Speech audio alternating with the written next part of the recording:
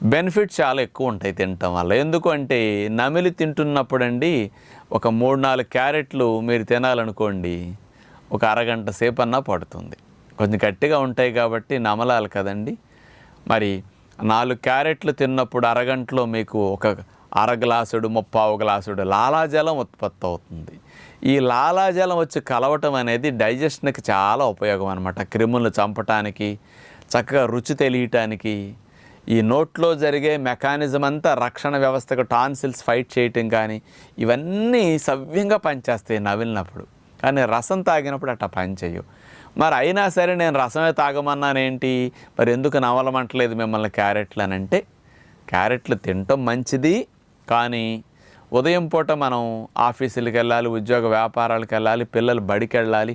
క్యారెట్లు మంచిదని నేను నములుతూ తినమన్నాను అనుకోండి, ఈ క్యారెట్లు తినటానికే అరగంట సమయం మీరు కేటాయిస్తే